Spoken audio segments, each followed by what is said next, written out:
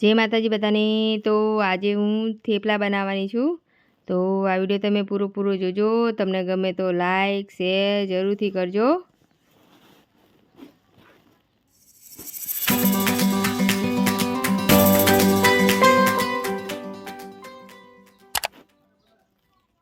તો સૌથી પહેલાં સરગવાના પત્તા લઈ લઈશું। સરગવાની શેગો પણ ઉતારી છે। સરગવાનું ઝાડ અમારા ઘરે જ વાવ્યું છે અમે।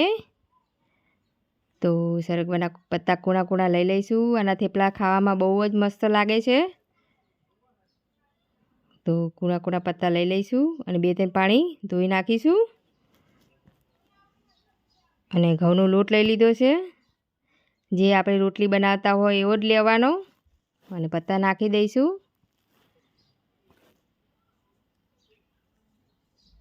વરિયાળી નાખીશું। તલ નાખીશું મય।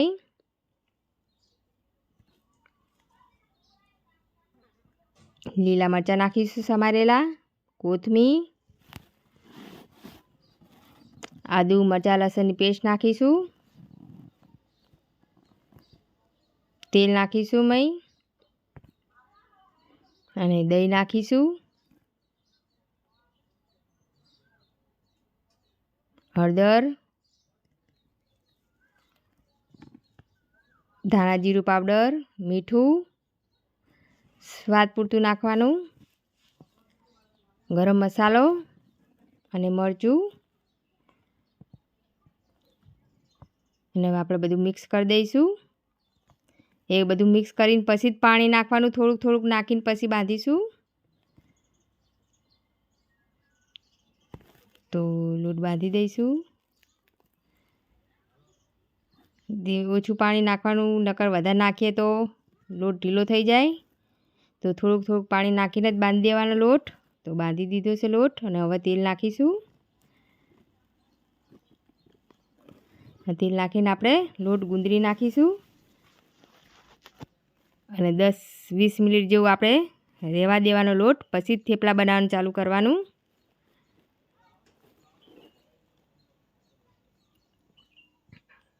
અને આ થેપલા દહીં કે ચા સાથે બહુ જ સરસ લાગે છે ખાવામાં। તમારા ઘરે તમે જરૂરથી ટ્રાય કરજો। તો હવે આપણે થેપલા બનાવવાનું ચાલુ કરી દઈશું।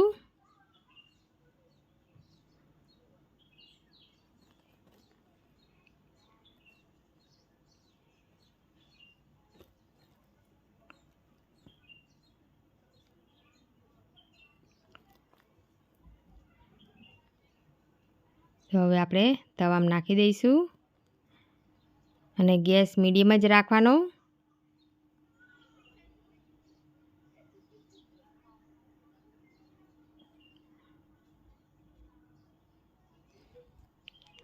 અને તમને અમારો આ વિડીયો કેવો લાગ્યો કમેન્ટ કરીને અમને જરૂરથી કહેજો। તમારા ઘરે આવી જ રીતે બનાવજો। તો બધા થેપલા આપણે બનાવી દેવાના આવી જ રીતે। તો થેપલા બનીને તૈયાર થઈ ગયા છે। તો તમને અમારો આ વિડીયો કેવો લાગ્યો કમેન્ટ કરીને અમને જરૂરથી કહેજો। તમારા ઘરે તમે આવી જ રીતે બનાવજો। આ થેપલા ચા કે દહીં સાથે બહુ જ સરસ લાગે છે। અને તમે નવા હોય તો સબસ્ક્રાઈબ કરજો। જય માતાજી બધાને।